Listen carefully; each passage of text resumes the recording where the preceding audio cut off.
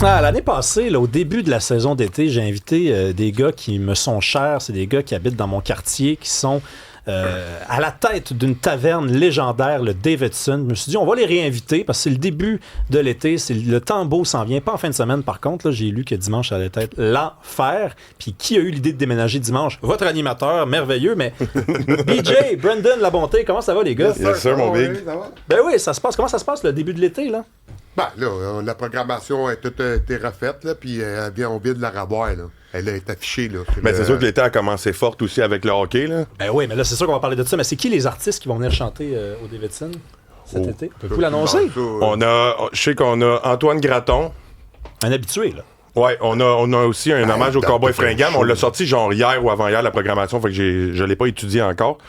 Mais si vous allez sur ladydavidson.ca, toute la programmation est là, puis vous allez pouvoir voir nos prochains shows qu'on va faire, puis c'est des shows extérieurs. Je sais pas si t'en as-tu vu quelques-uns? Quelques-uns. C'est quand même Je me souviens pas de tous ces shows-là, par contre, parce que des fois, je pars un petit peu tout croche là, chez vous. Là.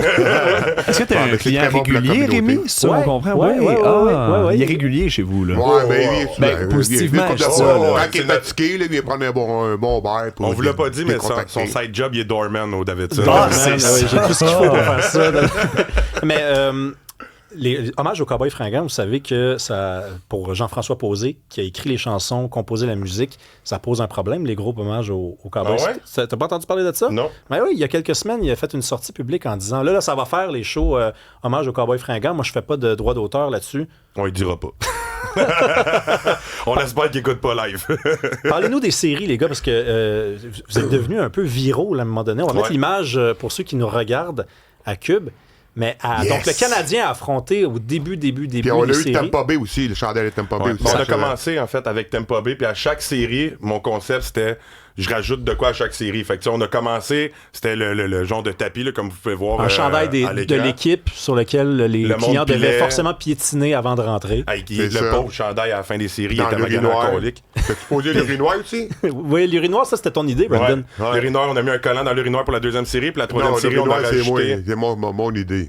Bon, c'est pas moi qui t'ai dit chez nous. Le collant. Non. On règle ça à la maison. C'est l'idée du Lady Davidson. C'est l'idée du Lady Davidson, puis on a mis un dummy aussi en avant après ça contre Caroline. Puis le monde passait dans la rue, puis il pouvait boxer. Aussi, c'était ton idée? Non, le dummy, ça, c'était vraiment la tienne. Donc, c'est quoi? C'est un bonhomme sur lequel on peut frapper. Un bob. Il portait un chandail. Un bob. Un bob. On appelle ça un bobé? Oui. Un bobé, OK, parfait. Et moi, j'ai frappé fort sur ce bonhomme-là. Hein. Oui, lui ici, c'est fait frapper fort. Le pauvre, man, il y a des tatous dans la face, il est dessiné de partout. À quel point il l'avait vendu, le gars, il m'a demandé un remboursement. C'est qui le gars des chiffres? C'est-tu toi ou lui? Est-ce qu'il connaît les chiffres? Il connaît les chiffres du bar, là, mettons. Moi, je suis très vite avec les chiffres. Okay, donne-moi quelqu'un. Non, mais je veux savoir. 8 plus 8. 16. Parfait, c'est bon. Donne-moi des chiffres. Jusqu'à quel point ça a été bon, les séries? Pas forcément les chiffres précis, mais c'est-tu 2 fois plus de profits? Comment ça fonctionne? Oui, parce que d'habituellement, le crowd, il arrive vers 11h, 11h30. Là, il arrive à 7h. Puis il partait tard parce qu'il y avait les prolongations aussi. Ben oui. Mais des fois, des prolongations. Quand il gagnait, il partait un peu plus tard. Quand il perdait, mon boy, là, ça se vidait d'une shot. C'est fou comment est-ce que une simple équipe d'hockey peut amener une énergie dans un peuple comme ça. C'est incroyable. Et vous, les boys, est-ce que vous fermez à 3h le soir? Oui.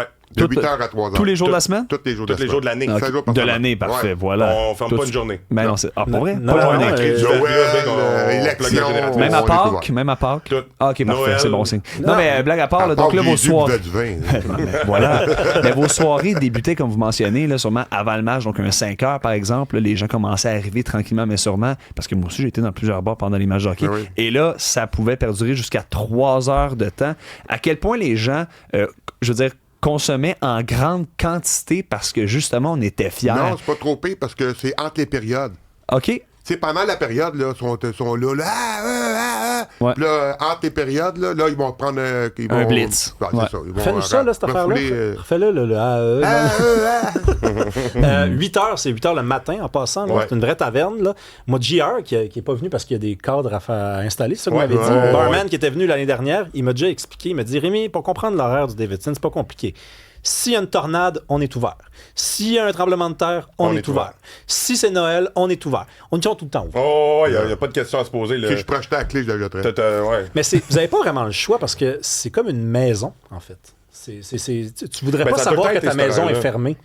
Mais ça a tout le temps été cet horaire-là aussi, tu sais, dans le temps des tavernes, le chiffre, là, le monde dit « Ah, t'ouvres à 8h du matin, tu sais, du monde vient à 8h du matin. » N'importe quel business, plus longtemps que t'es ouvert, plus t'as des chances de faire des affaires. Puis aussi, qu'est-ce qu'il faut que... nous autres, on a des machines, fait qu'à 8h le matin, il y a du monde qui travaille de nuit, puis qui finit de travailler à 7h le matin.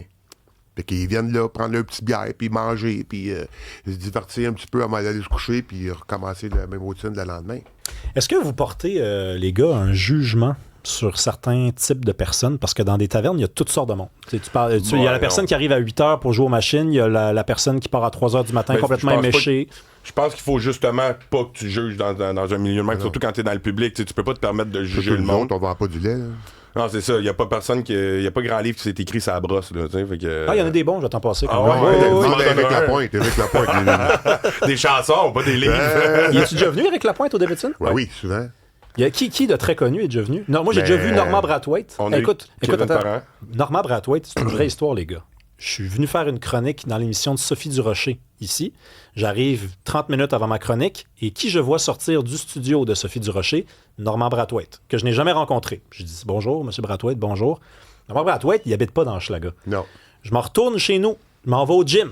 Et là, je sors du gym, et dans la route vers mon appartement, je passe devant la taverne Lady Davidson. Et là, il y a JR, le barman, très connu là-bas, qui me dit « Ah ouais, rentre, Rémi ». Je dis « Ben non, je viens du gym ». Pas aller prendre un verre et dire « Ah ouais, il rentre ». Puis il sait, ça m'en prend deux. Cette fois. Et je rentre, et qui je vois au bar? Norman Brathwaite. Norman Brathwaite que j'avais vu à Cube ici, que j'avais vu au Davidson. C'est un rendez-vous obligé. Là. Ben oui. Le Davidson, pour de vrai, il y a vraiment beaucoup de... Tu sais, ça a beau être un bar de quartier, puis tout... tu sais, c'est un petit bar de quartier. Il y a vraiment beaucoup de personnalités qui viennent, puis quand même récurrents. Puis tu sais, aussi au niveau des artistes qu'on fait venir pour les spectacles, on a quand même des gros noms qui sont venus. Tu sais, on a eu France d'Amour, on a eu... Kevin Parent, on a eu Hugo Lapointe, Manu Militari, on a quand même des gros noms qui viennent, puis on a quand même une notoriété aussi, ça fait au-dessus de 100 ans que ce bar-là est ouvert, le monde connaît ça. On a eu Rémi Bellemeur. Ouais, oui, Rémi Bellemeur, il vient souvent s'accoter au bar, mais lui, il chante moins bien. C'est vous êtes chiens, les boys. Hey, Brandon, parle-moi des gens qui tu parles, toi, t'es barman. Ouais. C'est le samedi? Le mercredi, vendredi, samedi. Mercredi, vendredi, samedi. C'est quoi le feeling des gens? Sont-ils anxieux ces temps-ci? Les gens ont-tu des problèmes d'argent? Qu'est-ce qu'ils te disent, les gens, ces temps-ci? Non, en fait, après les séries, on a ressenti un petit slow. Tu sais, nécessairement, les séries, le monde, c'est à tous les 2 jours que tu t'en vas d'un bar puis tu t'en vas prendre une bière. Puis à un moment donné aussi, ça coûte cher. On sait l'inflation dans les dernières années, ça l'a quand même monté en flèche. Fait que c'est sûr que c'est plus restreint, mais je pense pas. Je pense que je sentais plus l'anxiété d'un gens quand on était en série que maintenant. Parce qu'un barman, ça doit écouter. Ouais. Ça comprend le monde. C'est un psychologue avec un salaire de là, moi, je peux te dire que j'en ai entendu des histoires de toutes les sortes. Puis oui, ça va pas tout le temps bien, mais t'es là pour divertir. Puis faut que tu vendes ta personnalité parce que c'est un personnage. C'est un personnage, barman. C'est un show. C'est comme tu es un acteur. T'es en arrière du bar, t'es pas de même chez vous, là, t'es pas de même avec ta famille et tes enfants. T'arrives là, faut que tu te vendes, puis lui, faut qu'il t'achète. C'est comme ça. Beau temps, mauvais temps. Que ça file ou que ça file pas, faut que tu sois à ton apogée. Mais c'est quoi l'évolution, toi, BJ, si tu vois sur 40 ans derrière le bar? Qu'est-ce que les gens te disaient il y a 40 ans versus qu'est-ce qu'ils te disent aujourd'hui? C'est pas pareil pantoute. Dans le temps, là, à 8h le matin, j'en avais des clients, là. C'était plein.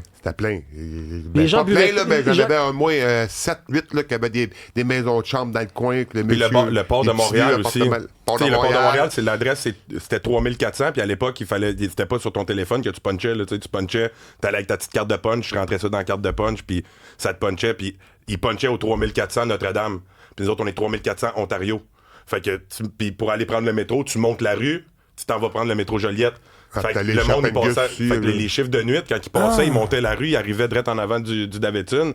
Comme tu dis, c'était un incontournable. Dans ce temps-là, t'avais pas de JR en avant, mais t'avais Big Beach en avant, par exemple. JR, es-tu toujours sobre? Oui. Ça fait plus qu'un an maintenant. Un an et quelques semaines. Là, un an et 2-3 semaines.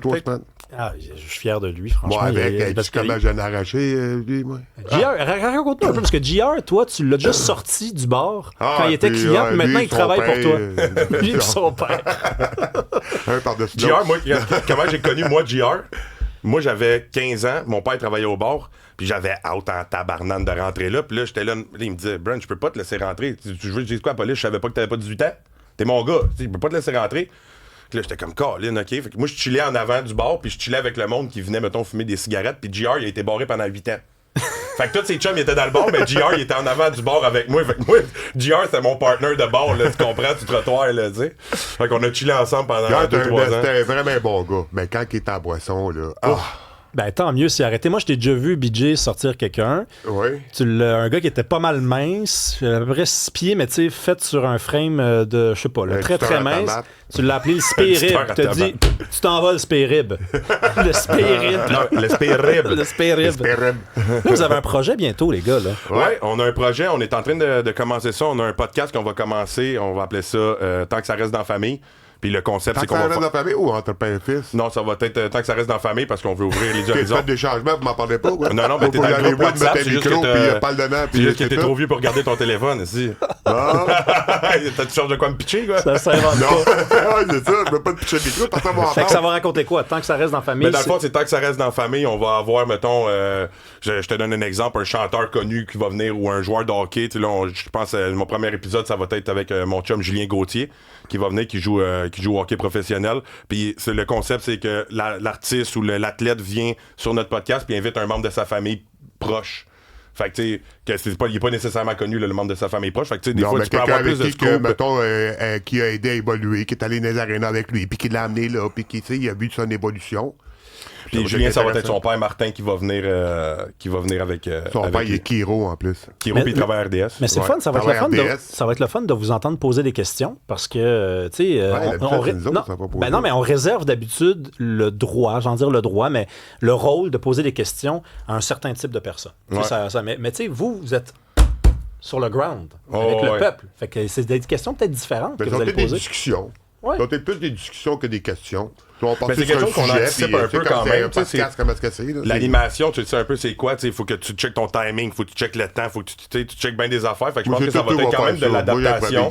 Ben c'est ça je dis. Ça va être quand même de l'adaptation là-dessus, mais tu sais, je veux dire, je suis pas. On est pas niaiseux, là. On va apprendre comment que ça marche. Là. Ah, tu vas-y aller à Occupation Double finalement, là? Ah non, je pense pas. Non, tu iras pas, tu m'avais dit que tu allais t'inscrire. Non. Mais il y a trop d'affaires à faire. Même j'ai trop d'affaires. Même s'il voudrait l'avoir. J'ai plein de projets à gauche, à droite, fait que j'aurais pas le temps de faire ça. Puis. Il y a des gens qui nous ont dit... ils vont gagner plus si je vais là que moi je vais gagner si je vais. Kevin Parent, y a-tu eu des histoires grainées au Davidson? Pas correct. Non. C'est un commentaire. Je pense que là, à un moment donné, il a payé sa dette, puis là, pour une niaiserie qui s'est passée, il paraît dans une loge, là. Tout le monde était sous. On a déjà fait des affaires quand même ça brosse. Des niaiseries sous, là. Mais est-ce que vous êtes... Justement, est-ce que ça vous rend plus indulgent avec... Tu sais, des fois, on juge beaucoup les gens qui ont bu un petit coup et qui ont dépassé la bande. Vous en avez vu beaucoup du monde. Là. Ouais, moi, le jugeage, je suis pas... Non. Si tu dépasses les limites, on fait... Je t'avertis une fois, puis je t'avertis une fois poliment, la deuxième fois, c'est un petit peu moins poliment, puis la troisième fois, tu t'en vas. T'sais. Nous autres, on n'accepte aucun manque de respect envers les femmes, ou, tu sais, mettons, des gars qui, des fois, quand ils tombent sur la brosse, des fois, sont fatigants avec les femmes ou des affaires de même. Nous autres, on n'accepte aucune. Si tu te sens inconfortable, tu viens me voir, c'est sûr et certain que le gars, dans la prochaine seconde, il le sait. Là. D'ailleurs, le Davidson, c'est pas l'une des premières tavernes à avoir laissé entrer les femmes. Ouais. On est, si c'est pas la première taverne, je pense, dans l'île de Montréal, qui a laissé rentrer les femmes. C'est mon grand-père qui était propriétaire à cette époque-là, avant-gardiste. Puis il y avait rien qu'une toilette à l'époque. Puis il y avait un bonhomme qui se mettait en avant de la porte de toilette quand c'était une fille qui allait.